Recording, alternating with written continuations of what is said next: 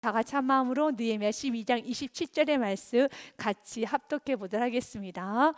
예루살렘의 성벽을 봉헌하게 되니 각 처에서 레위 사람들을 찾아 예루살렘으로 데려다가 감사하며 노래하며 재금을 치며 비파와 수금을 타며 즐거이 봉헌식을 행하려 하매. 아멘. 사랑하는 여러분, 오늘 느헤미야 12장 27절 말씀부터는요, 성벽을 다 완성하고 난 후에 주님 감사합니다 하면서 성벽 낙성식으로 주님께 영광으로 감사 예배 드리는 오늘 내용이 본문의 말씀입니다. 성전을 다 여러분 짓고 난 후에는 주님 앞에 봉헌식을 올려드리는 건 익숙합니다. 그런데 성벽을 다 짓고 난 후에 봉헌하는 거 좀 의아하게 느껴질 수 있을 것입니다. 이거 담 쌓는데 담 쌓고 난 후에도 이렇게 감사해야 되는 건가? 사랑하는 여러분, 여호와께서 지키지 않으면 그 어떤 것도 할 수가 없습니다. 오늘 본문 말씀을 통하여서 우리는 크고 작은 우리가 감사가 충만해야 되는 것입니다. 우리가 큰 부분에 있어서 성전을 건축하고 나면 당연히 감사로 예배를 드리겠죠.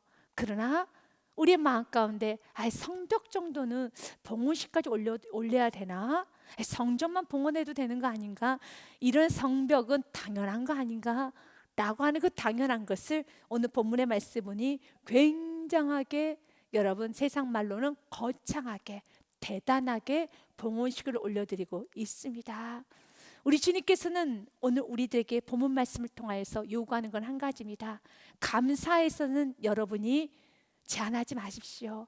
감사에 있어서는 여러분 스스로가 약하게 너무 내가 크게 감사하는 거 아니야? 너무 크게 내가 과하게 내가 표현하는 거 아니야? 그렇지 않습니다. 감사는 넘치게 하시기 바라겠습니다. 과하게 하십시오.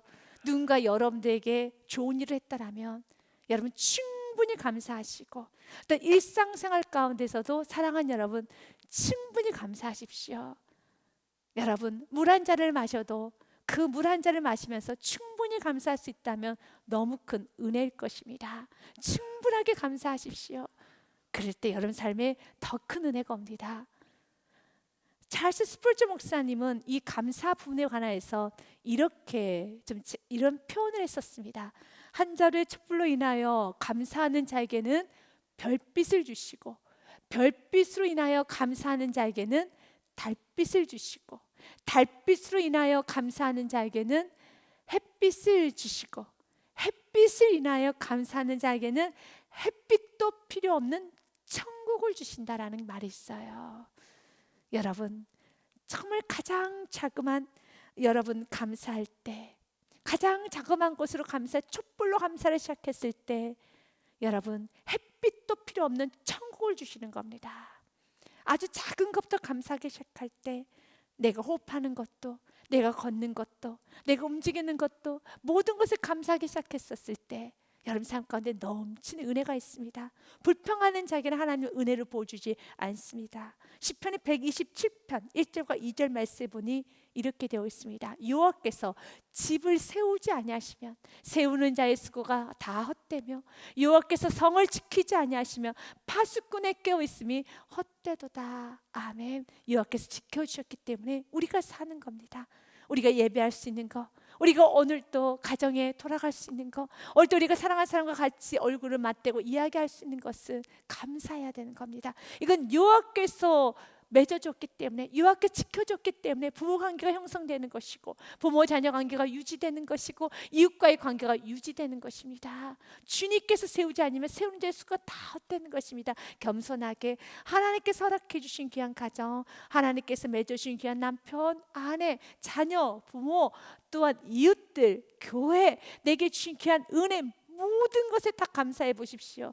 여러분 삶 가운데 넘치는 은혜가 있습니다. 그러면서 2절 말씀은 같이 읽습니다. 너희가 일찍 일어나고 늦게 누우며 수고의 떡을 먹음이 헛되도다. 그러므로 여호와께서는 그의 사랑하는 자에게 잠을 주신도다. 아멘. 믿으십니까? 잠을 주시는도다. 주님께서 여러분들에게, 여러분 일찍 일어나고 늦게 누우며 수고의 떡을 먹어도 주께서 지켜주지 아니하시면 다 헛되고 헛되는 것입니다. 그래서 우리가 매일매일 해야 되는 말은 주님 감사합니다. 매일매일 해야 되는 말은 주님 감사합니다. 저를 한번 따라해 볼까요? 주님 감사합니다. 주님 사랑합니다. 찬양에 매일매일 해야 하는 말 주님 감사합니다 라는 그런 찬양이 있어요. 그 찬양 그 구절이 참 은혜가 되어서 여러분들에게 좀 읽어드리도록 하겠습니다. 내가 매일 해야 하는 말 주님 감사합니다. 이 고백할 때 모든 불평 다 사라지네. 내가 매일 해야 하는 말 주님 사랑합니다. 이 고백할 때 모든 공허함 사라지네. 참 좋더라고요. 매일매일 감사합니다 고백할 때 불평이 다 사라져요. 매일매일 사랑합니다 라고 고백할 때 내 마음에 있는 우울함, 공허함이 다 사라지는 것입니다. 오늘 이스라엘 백성들은 느헤미야를 중심으로 이들은 즐거이 주님께 감사를 합니다. 주님 성벽을 완성해 주시게 해주셔서 너무 감사합니다. 레위 사람들을 찾아 예루살렘을 데려다가 감사하며 노래하며 재금치며 비파와 수금을 타며 즐거이 봉헌식을 행하려 하며 어떻게 해요? 즐거이라는 겁니다. 우리가 감사할 때 자원하는 마음으로 넘치는 은혜로 즐거운 마음으로 봉헌식을 하는 것입니다. 그래서 역대상 말씀 29장의 말씀에 보면 다윗도 주님께 성전을 올려드릴 모든 여러분 이런 물질과 모든 재료를 다 준비하고 난 후에 지금 너무 감사합니다. 내가 드렸는데요, 내가 수고했는데요, 우리 입술은 감사가 나와요. 이것이 은혜 받은 사람이라는 겁니다. 내가 수고했는데요, 내가 열심히 살았는데요, 그런데 감사가 나옵니다. 누구께요? 주님께 감사가 나오는 것입니다. 우리 하나님이요, 이제 우리가 주께 감사하며 주의 영화로운 이름을 찬양하나이다. 나와 내 백성이 무엇이기에 이처럼 즐거운 마음으로 들 힘이 있었나이까. 모든 것이 주께로 말미암았사오니 우리가 주의 손에서 받은 것으로 주께 드렸을 뿐입니다. 아멘. 그래서 다윗이 하나님 보시기에는 넌 참 내 마음에 합한 자야. 그래서 하나님께서 다윗을 그렇게 크게 축복하는 겁니다. 다윗은 너무 수고 많이 했어요. 다윗은 정말 수고 많이 했습니다. 그런데 다시 이렇게 고백하잖아요. 나와 내 백성이 도대체 무엇이게요? 당신께 드릴 수 있는 힘을 나에게 주셨습니까? 모든 것을 주께로부터 왔사오니 우리가 주의 손에서 받은 것을 주님 주시는 힘으로, 주님 주시는 물질로, 주님 주시는 모든 능력으로 다시 주님께 받은 것이오니 주님께 드렸을 뿐입니다. 그리고 15절에 이런 고백을 해요. 같이 읽습니다. 우리는 우리 조상들과 같이 주님 앞에서 이방 나그네와 거류민들이라 세상에 있는 날이 그림자 같아서 희망이 없나이다. 아멘. 천국을 소망하는 자, 내가 천국을 간다는 확실한 믿음이 있는 자, 하나님 앞에 설 날을 알고 있는 자는 삶 속에서 욕심 부리지 않아요. 헌신합니다. 충성합니다. 감사합니다. 다윗의 신앙이 이렇게도 아름답고 순수할 수 있었던 것은 다윗이 마지막 노년 때 지었던, 여러분 고백했던 그 말씀이 역대상 29장이에요. 그가 가장 노년 때, 그가 세상을 떠나기 직전에 여러분 주님 앞에 드렸던 감사가 역대상 29장의 감사라는 겁니다. 주님 너무 감사합니다. 그는 자신 죽음을 알았기에, 죽음 후의 삶을 알았기에, 자신이 어디로 가야 되는지를 알았기에. 아멘. 우리 삶도 마찬가지입니다. 나이가 들면 들수록 자신의 공로를 내세우지 않아요. 신앙생활 하면 할수록 공로 내세우지 않습니다. 자신 나이가 들면 들수록 신앙생활 하면 할수록 더 겸손해지고 더 주님께 드리기 위해서 열심이고 더 헌신하고 더 사랑하고 더 감사하고 더 기뻐하면서 삽니다. 왜 그렇습니까? 나의 날이 많지 않아요. 하나님 앞에 서야 될 날이 알고 있기 때문에. 우리는 우리 조상들과 같이 주님 앞에서 이방 나그네 거류민들이라 세상에 있는 날이 그림자 같아서 희망이 없나이다. 이제는 내가 떠날 때가 가까웠습니다. 감사만 할 따릅니다. 감사하고 사셔야 되는 것입니다. 기뻐하고 사셔야 되는 것입니다. 그러면서 오늘 그들은 27절 말씀에 보면 즐거이 봉헌식을 행한다고 했습니다. 아주 즐겁게 주님 앞에 올려드립니다. 우리가 예배를 드릴 때마다 이 즐거움이 넘치고 이 즐거움이 영원한 축복만 있으시기를 바랍니다. 28절 말씀, 이에 노래하는 자들이 예루살렘 사방들과 느도바 사람의 마을에서 모여들고, 29절 말씀에 보면 또 백길갈과 게바와 아스마웃들에서도 모여들었으니 이 노래하는 자들은 자기들을 위하여 예루살렘 사방의 마을들을 이루었습니다 라고 되어 있습니다. 두 단어가 좀 우리 눈에 좀 훅 들어옵니다. 첫 번째 단어는요, 자기들을 위하여. 두 번째 단어는요, 사방이란 단어가 좀 들어오네요. 레위 지파 사람들이 살았던 지역은 백길갈, 게바, 아스마웃. 정확히 우리는 그 지역이 어딘지 모릅니다. 그러나 분명한 한 가지가 있습니다. 그들이 살았던 곳은 백길갈, 게바, 아스메옷은 예루살렘이라는 그 근처, 사방이라는 뜻은 근처를 말합니다. 9km 이내에 있는 그런 지역을 사방이라고 우리가 좀 생각할 수가 있습니다. 굉장히 가깝게 있다는 거죠. 맞습니다. 왜 가깝게 있습니까? 그들은 성전에서 노래해야 되는 사명자들이기 때문에, 직분자들이기 때문에, 여러분 그들은 예배자들이기 때문에요. 이 말씀을 통해서 우리가 알아야 되는 것은, 우리가 주님께 헌신한다 하면서, 주님께 충성한다 하면서 환경에 헌신하지 못하는 환경을 스스로 만들지 마십시오. 이 부분을 첫 번째로 기억하셔야 돼요. 난 주님 너무 사랑합니다. 주님께 충성하기 원합니다. 주님을 위해서 헌신하기 원합니다 라고 고백을 하는데, 헌신할 수 있고 충성할 수 있는 요건, 환경을 여러분 스스로가 만드셔야 돼요. 그런데 내 스스로가 입술은 헌신, 또 찬송, 입술은 봉사, 또 내가 직분자, 내가 충성하겠습니다, 교회 충성하겠습니다, 내가 하나님 일에 열심히 하겠습니다 하는데, 하나님 일에 열심히 할 수 없는 환경을 자꾸 만들어가는 것입니다. 만약 레위 사람들이 너무 멀리 있더라면은 성전에 가까이 오는 것이, 성전에 자주 들으는 것이 힘들어요. 그래서 성경 그 다음에 뭐라고 말합니까? 자기들을 위하여. 결국 이것은 예루살렘 근처의 사방에 사는 것은 결국 자기를 위한 겁니다. 신앙생활은 하나님 영광을 위한 것이죠. 그러나 하나님의 영광을 위하여서 우리가 살아가기 시작할 때 주님, 그것이 곧 나를 위한 겁니다. 나의 행복을 위한 것이고 나의 영적 성장을 위한 것입니다. 우리가 입술로는 주님을 사랑하고 주님께 충성하겠다 하면서, 여러분, 내가 주님께 충성하지 못할 환경을 자꾸 만듭니다. 충성하지 못하도록 자꾸 만남의 관계를 어지럽혀 드리고 있습니다. 좋지 못한 장소에 가고 있습니다. 좋지 못한 만남을 자주 갖습니다. 그리고 난 주님을 더 사랑할 거야, 난 성결한 삶을 살 것이야 라고 결단하면 안 되는 겁니다. 내가 성결의 삶을 살려고 결단했다라면 환경도 성결해질 수밖에 없도록 끊어낼 건 끊어내면서 영적 배수진을 치는 겁니다. 이것이 지금 레위 지파 사람들이에요. 레위 지파 사람들은 충분히 성전을 잘 섬길 수 있도록 환경을 스스로가 만들어 갔다는 겁니다. 그 성경은 콕 집어 말하는 겁니다. 자기를 위한 것이야. 참 지혜로운 거야.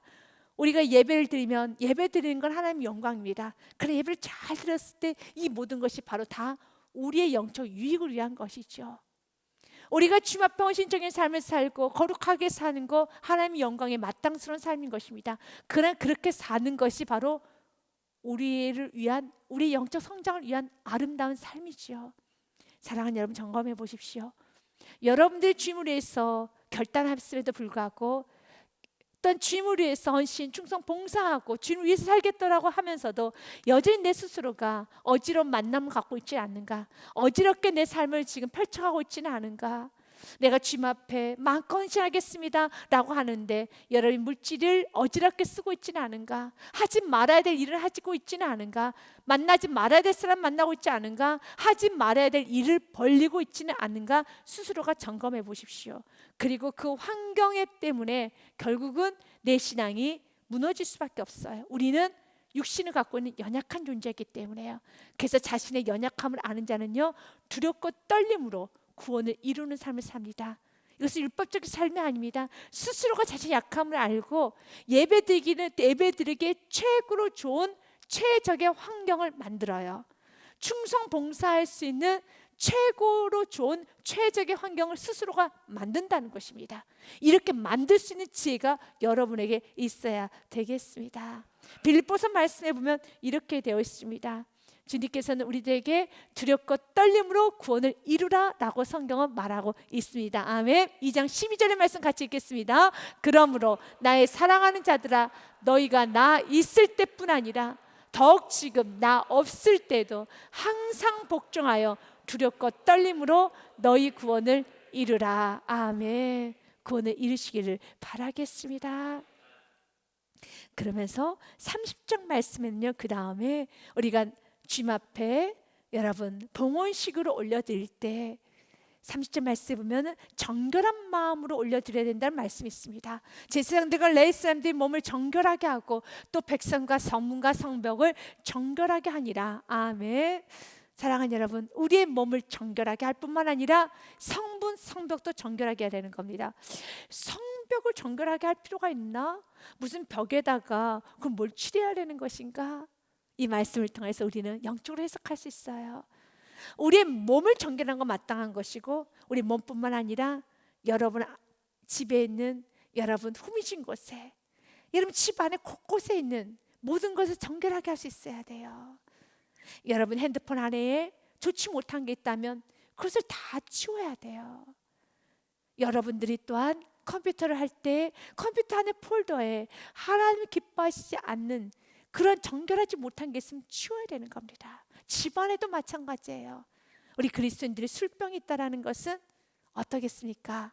치워야겠죠. 아예 목사님, 그 음식할 때 쓰는 술이에요. 괜찮습니다.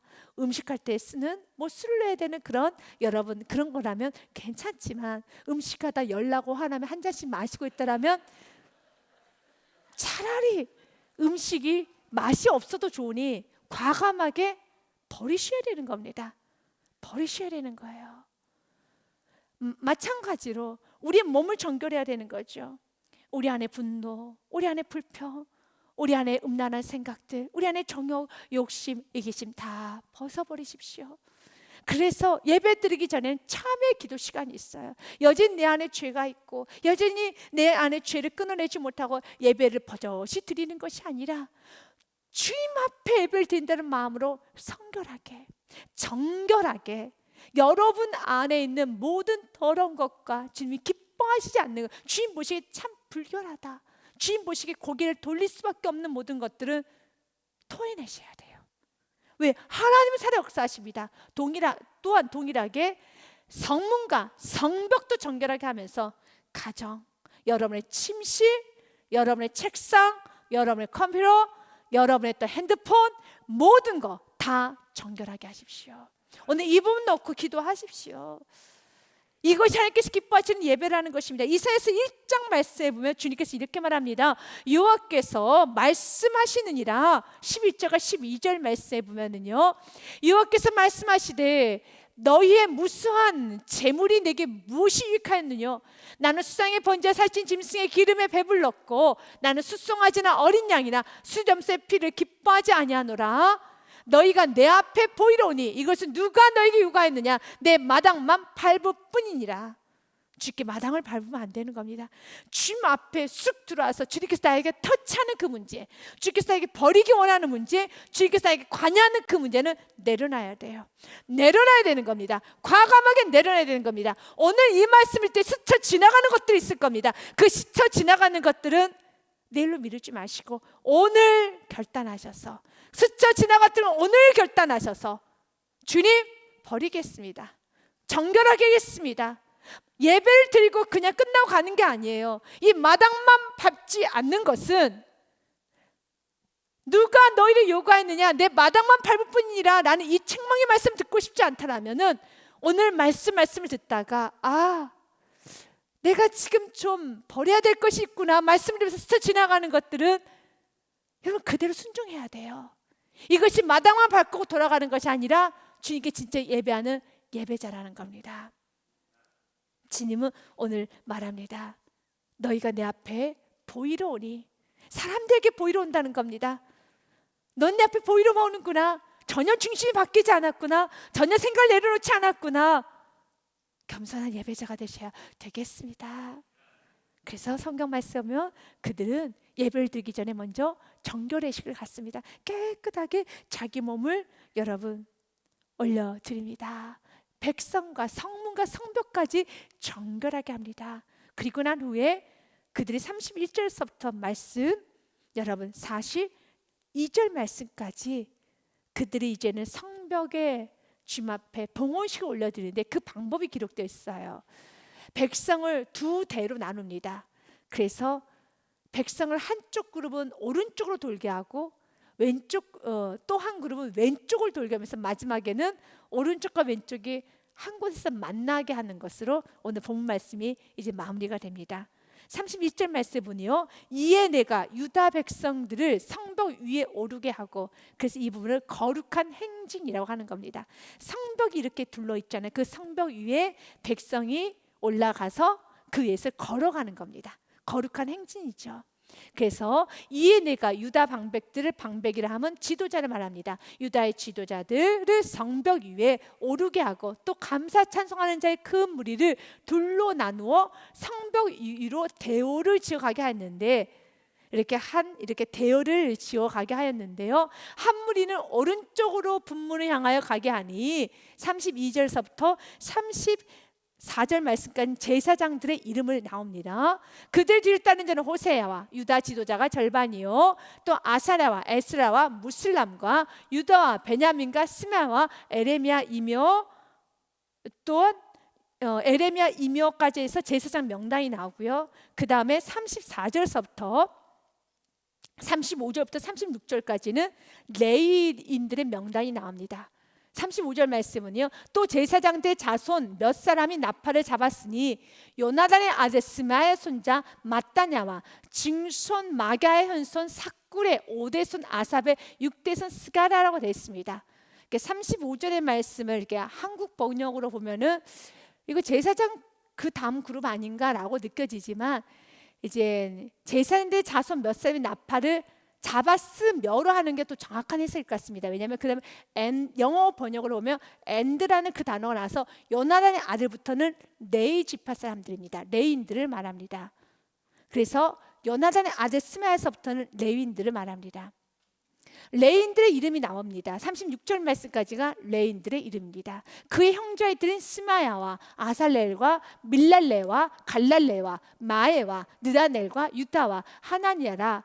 하나님의 사람 다윗의 악기를 잡았고, 여기서 다윗의 악기라는 것은 앞절에 보면 27절 말씀에 보면 비파와 수금과 재금이라는 단어가 나옵니다. 그래서 다윗의 악기 비파와 수금과 재금의 악기를 잡고 학사 에스라가 앞섭니다. 그리고 37절 말씀에 보면 돕니다. 성문으로 전진하여 성벽으로 올라가는 곳에 이르러 다윗의 성의 층계로 올라가서 다윗의 궁 윗길에서 동쪽으로 향하여 수문에 이르렀고 해서 오른쪽 대열에 있는 사람 이렇게 돕니다. 그 다음 이제 왼쪽 대열이 바로 38절부터 왼쪽 대열을 갑니다. 감사 찬송하는 다른 무리는 왼쪽으로 행진하는데, 내가 백성의 절반과 더불어 그 뒤를 따라 성벽 위로 가서 화덕망대 윗길로 성벽 넓은 곳에 이르고라고 됐습니다. 여기서 내가 백성의 절반이라는 이 내가는 느헤미야를 말합니다. 여러분들이 이 말씀을 읽다 보면은 이 말씀을 통하여서 주님께서 우리에게 주고자 하는 메시지가 무엇일까? 여러 가지가 있습니다. 첫 번째로는요, 우리가 매 순간순간마다 감사함을 올려드리는 귀한 메시지가 있죠. 그리고 더 나아가서 감사로 예배드릴 때 필요한 것이 많이 있지 않습니까? 자원하는 마음, 정말 스스로 즐겁게 드리는 귀한 마음, 너무 기뻐하실 마음입니다. 또한 정결하는 그 정결의 시, 언제나 성결한 마음으로 주님께 예배, 주님께 감사해야 된다는 것도 우리가 드려야 될 메시지죠. 또한 메시지가 무엇입니까? 오늘 보니까 이 성벽에 있어서 가장 공이 가장 많은 사람은 느헤미야입니다. 느헤미야를 중심으로 해서 성벽이 재건되지 않았습니까? 오늘 본문의 말씀은 느헤미야 장입니다. 그럼에도 불구하고 느헤미야는 따라가는 자가 됩니다. 주님께서 오늘 이걸 기억하기 원합니다. 성벽이 다 완성되고 난 후에, 성벽이 완성될 때 가장 앞서서 일했던 분들이 있을 겁니다. 어느 정도로 느헤미야와 그의 백성들이 일을 했었느냐면, 느헤미야 4장 21절부터 23절 말씀에 보니요, 느헤미야를 중심으로 해서 이스라엘 백성들이 성벽 공사만 한 것이 아니라 사마리아인들의 많은 공격이 있었기 때문에 그들은 창을 들고 칼을 들고 그들은 일도 하면서 지키기도 했어야 됐었습니다. 굉장히 어려운 시기죠. 우리가 이같이 공사하는데 무리의 절반 동틀 때부터 별이 나기까지 창을 잡고 있었습니다. 사마리아인의 공격들이 있었기 때문에요.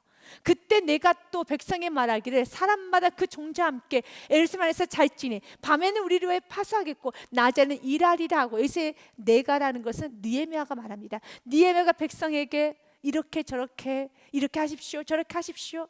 지금 이 성벽에 있어서 느헤미야를 빼면은 안 되죠. 느헤미야가 이 모든 걸 다 진두지휘했고 느헤미야가 다 했습니다. 그래서 23절 말씀에도요, 나나 내 형제들이나 종자들이나 나를 따라 파수하는 사람들이나 우리가 다 우리 옷을 벗지 아니하였으며 물을 기르러 갈 때도 각각 병기를 잡았느니라. 얼마나 고생했습니까? 느헤미야뿐만 아니라 느헤미야와 함께 일했던 그 백성들도 얼마나 고생이 많았습니까? 그럼 고생을 했기 때문에 서로 세상 입장에서 보면은요, 여러분 뒤풀이라고 하는 것처럼 세상에서 이렇게 고생하고 나면 어떻습니까? 서로 박수 쳐주고 서로 잘했다 하면서 서로 더 먹어라, 더 먹으십시오 라고 하면 서로 술잔을 건네주고 건네받고 여러분 잔치하지 않습니까? 기독교는 그것이 아닙니다. 그래서 우리가 모든 행사가 끝나고 나면은, 우리가 정말 좋은 일이 있고 나면은 분명히 그 좋은 일에는, 행사 안에는 수고한 사람들이 있어요. 느헤미야처럼 특별히 앞서서 수고하신 분도 있고요, 그를 따라했던 많은 임원들이 있습니다. 수고한 자들이 참 많아요. 건축이라는 것도 마찬가지입니다. 건축을 할 때는 수고하는 성도들이 참으로 많습니다. 대표적으로 앞서서 수고하신 분도 있고요, 그 뒤를 따라서 엄청나게 오늘 말씀처럼 우리의 옷을 벗지도 않냐고 물을 기르러 갈 때도 각각 병기를 잡았던 것처럼 교회가 건축이 되기까지 이렇게 밤낮으로 해가 뜰 때부터, 여러분 동이 틀 때부터 별이 뜰 때까지 수고한 수많은 성도들이 있고요, 또한 그런 성도들보다 더 많이 수고한 리더자들도 있을 겁니다. 더 많이 노심초사하면서 느헤미야 같은 이렇게 수고를 많이 한 사람도 있을 것입니다. 그러면 이런 일이 마치고 나면 세상에서는 어떻게 하나요? 서로 박수치죠. 기독교는 그것이 아닙니다. 수고케 하신 분도 하나님이시고 우리가 이렇게 수고할 수 있는 것도 은혜고, 이건 세상 사람들이 절대 이해할 수 없는 영역입니다. 그런데 만약 여러분들이 이 말씀이 이해가 된다면, 당연하죠 목사님, 그들 옷을 벗지 아니하고 물을 기르러 갈 때 각각 병기를 잡도록 수고했어도 당연히 하나님께 예배드려야죠, 하나님께 감사한거 올려드려야죠 라는 말에 대해서 그 당연하게 느껴진다면 여러분 안에는 성령님이 계시는 예수의 사람입니다. 그래서 세상 논리로 보십시오. 이것이 왜 당연합니까? 당연하지 않잖아요. 이렇게 고생했는데요, 여러분 21절부터 23절의 말씀을 보십시오. 얼마나 고생을 많이 했는지 몰라요. 동틀 때부터 별이 나기까지 창을 잡았습니다. 이것은 여러분 자신의 육신의 피곤함이 이제는 한계가 넘어버린 상태인 겁니다. 엄청난 수고예요. 그런데도 그들은 자신의 공로를 내세우지 않습니다. 하나님께 감사합니다. 또한 이 모든 걸 진두지휘한 건 느헤미야였었습니다. 그런 느헤미야가 여기서 나타나지는 않습니다. 오히려 느헤미야는 그 성벽식 때 주님께 올려드릴 성벽의 그 낙헌식 때, 주님께 올려드리는 그 낙헌식 때 느헤미야에게 꽃다발을 주고 느헤미야를 높이고 느헤미야를 찬송하고 느헤미야가 앞장서서 느헤미야에게 감사패를 주고 그렇게 많은 걸 해야 될 것 같습니다. 그런 느헤미야가 나서지를 않네요. 오늘 말씀에 보니 이렇게 됐어요. 느헤미야가 뒤를 따라간다는 말씀이 있습니다. 38절 말씀에 보면 감사 찬송하는 다른 무리는 왼쪽으로 행진하는데 내가 백성의 절반과 더불어 그 뒤를 따라 그냥 하나의 무리 사이에 끼어서 그 뒤를 따라간다는 겁니다. 에스라가 오히려 앞장서고 있습니다. 왜 느헤미야가 그 뒤를 따라갈까요? 느헤미야는 레위 지파가 아니기 때문에요. 느헤미야는 제사장 그룹이 아니기 때문에 그렇습니다. 제사장 그룹이 아니기 때문에 그러는 것입니다. 이것이 질서예요. 질서입니다. 목회자보다 성도님, 어떤 성도님이 훨씬 더 수고를 많이 하시고 목회자보다 훨씬 더 기도를 많이 하고 더 헌신을 많이 하는 성도들이 있습니다. 성도님들이 계십니다. 그러면 그 성도님에게 집중을 해야 될 것 같습니다. 그러나 성도이기 때문에 모든 성도님과 수고를 많이 해도 동일하게 교회 안에서는요, 여러분 자기 직분에 맞게 행동을 하는 것입니다. 여러분 이해가 되십니까? 이 부분에 있어서 여러분들이 여러분 은혜가 되십니까? 교회 안에서는 느헤미야 같은 사람들이 있어요. 그러나 그렇다고 해서 그에게 말씀을 전할 수 있는 권한을 주지는 않습니다. 그에게 모든 교회 결정권도 주지 않습니다. 왜냐하면 그는 성도이기 때문에. 느헤미야가 앞장서지 못했던 이유는 한 가지입니다. 그는 제사장 그룹이 아니기 때문에. 그래서 다른 분이 앞서는 것처럼 교회 안에서 다른 어떤 누구보다 목회자보다 더 많이 기도를 하였다 할지라도, 더 많은 수고를 하였고 더 많은 지식과 지혜와 명철만 가졌다 할지라도 그가 성도라면 성도로서의 삶을 살아야 되는 것입니다. 이것이 주님 안에서의 아름다운 질서고 아름다운 체계라는 것입니다. 느헤미야를 통해서 우리 모두 배워야 되는 것입니다. 마찬가지입니다. 교회 안에서 하나님께 사셨다라면 저와 여러분은 성도일 뿐입니다. 저와 여러분은 예배자일 뿐입니다. 예배자가 해야 되는 건 예배하는 것밖에 없습니다. 받으실 분은 주님밖에 없습니다. 그래서 시편 95편의 1절과 2절 말씀은 오라 우리가 여호와께 예배하자. 우리 같이 한번 시편 95편 1절과 2절 말씀 같이 한번 보도록 하겠습니다. 95편 1절과 2절 말씀 같이 읽습니다. 오라 우리가 여호와께 노래하며 우리의 구원의 반석을 향하여 즐거이 외치자. 2절까지 같이 읽습니다. 우리가 감사함으로 그 앞에 나아가며 시를 지어 즐거이 그를 노래하자. 아멘. 시편 29편 1절과 2절 말씀도 이렇게 했습니다. 너희 권능 있는 자들아 영광과 능력을 여호와께 돌리고 돌릴지어다. 아멘. 어떤 자들아? 권능 있는 자들아, 능력 있는 자들아, 참 지혜로운 자들아, 참 똑똑한 자들아, 알아. 그래 영광은 주님만 받으셔야 되는 겁니다. 2절 말씀 같이 읽습니다. 여호와께 그의 이름에 합당한 영광을 돌리며 거룩한 옷을 입고 여호와께 예배할지어다. 아멘. 예배하셔야 되는 겁니다. 우리가 해야 되는 건 예배밖에 없습니다. 그래서 시편 100편의 말씀 3절과 4절 말씀도 이렇게 되었습니다. 여호와가 우리 하나님이신 줄 너희는 알지어다. 그는 우리를 찌시니요 우리는 그의 것이니 그의 백성이요 그의 기르시는 양이로다. 4절은 같이 읽습니다. 감사함으로 그 문에 들어가며 찬송함으로 그의 궁전에 들어가서 그에게 감사하며 그의 이름을 송축할지어다. 아멘. 믿으십니까? 우리는 그분의 백성이기 때문에, 그가 기르신 양이기 때문에 감사함으로 그의 문에 들어가며 찬송함으로 궁정에 들어가서 오직 그에게만 감사하며 그의 이름을 송축할지어다. 오늘 느헤미야의 아름다운 겸손을 보게 됩니다. 참 느헤미야가 겸손합니다. 느헤미야같이 겸손했던 이런 아름다운 하나님의 사람도 있었지만 교만했던 하나님의 사람들도 있었습니다. 대표적으로 우시야 왕이었습니다. 이사야서 말씀에 보면 우시야 왕에 관한 말씀이 역대하 26장 말씀에 보면 기록이 되어 있습니다. 우시야. 성경에서는 그 우시야에 관해서 이렇게 평가합니다. 그가 강성하여짐에 교만해져서 자기의 위치를 잃어버리고 제단에 가서 향단에 여러분 자신이 분향하려 하는 사건을 기록해 놨어요. 그가 강성하여짐에 그의 마음이 교만하여 악을 행하여 그의 하나님 여호와께 범죄하되 곧 여호와의 성전에 들어가서 향단에 분향하려 한지라. 이것이 왜 죄일까요? 분향하면 좋은 거 아니야? 맞아요. 분향하는 것 자체는 죄가 아닙니다. 하지만 우시야 왕이 해야 되는 일은 아니에요. 각자 위치가 있고 질서가 있으며 본인이 해야 되는 것이 있다라는 겁니다. 그 명확한 선을 넘어서는 안 되는 것입니다. 분향은 누가 해야 되겠습니까? 제사장이 해야 되는 겁니다. 그래서 제사장이 말렸습니다. 하지 마십시오. 제사장 아사랴가 여호와의 용맹한 제사장 80명을 데리고 그의 뒤를 따라 들어가서 어느 정도로 우시야 왕이 교만해졌느냐면 자기 혼자 가도 말을 안 들으니까 제사장 80명이 가서 말렸습니다. 사랑하는 여러분, 우리 인생 가운데 여러분 말씀 한 말씀 앞에 엎드려질 수 있는 귀한 은혜가 있으시길 바라겠습니다. 말씀을 전하고 또 전하고 권면하고 또 권면하고 또 권면하며 겨우 엎드려지는 성도가 아니라 말씀 한마디에 그냥 엎드려지는 그런 축복 받아야 되는 것입니다. 오늘 이것 말씀도 붙잡고 기도하십시오.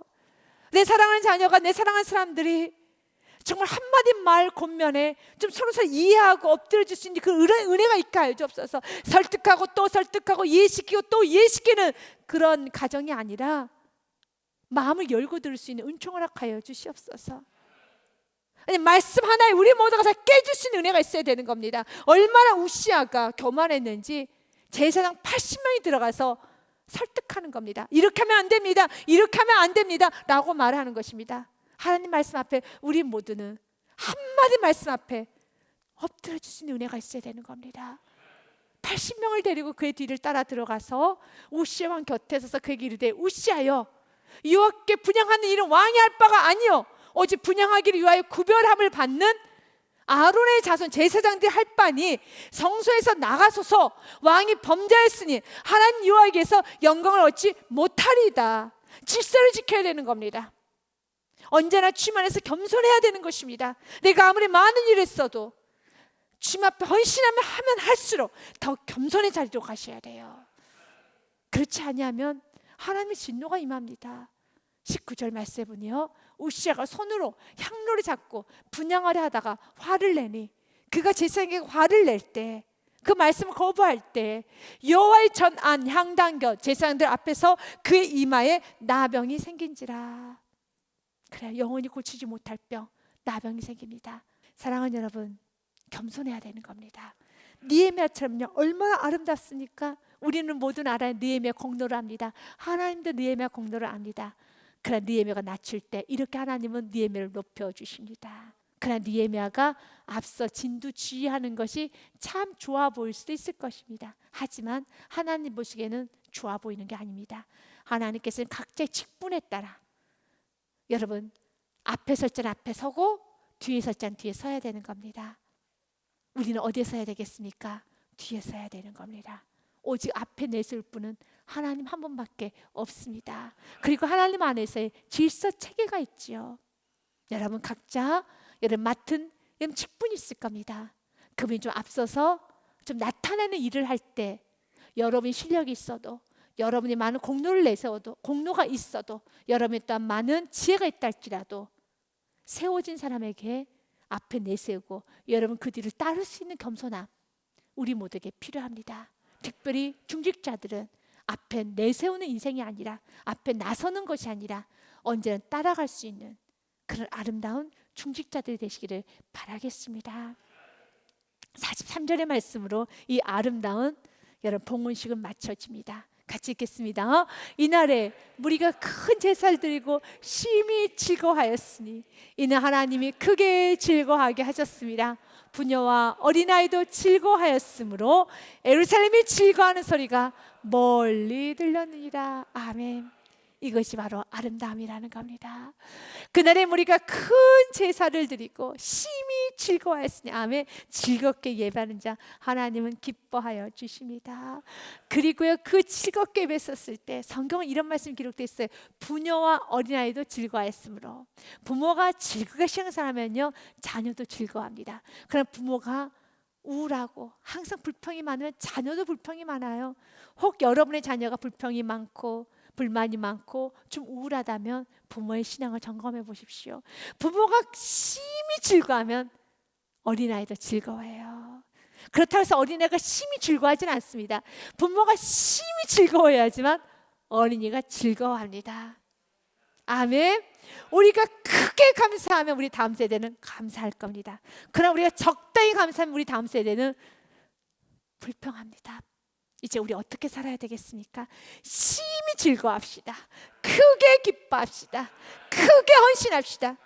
그럼 우리 다음 세대는요 헌신하고 기뻐하고 감사하며 따라오다가 그들이 여러분의 나이가 되고 그들 여러분 좀 신앙 경륜이 있게 되면 그들 또한도 크게 즐거워하고 크게 기뻐하고 크게 감사하게 될 것입니다. 또 그 모습을 보면서 우리 자녀들이 따라오게 될 것입니다. 데살로니가전서 말씀해 보면요, 항상 기뻐하라, 쉬지 말고 기도하라, 범사에 감사하라.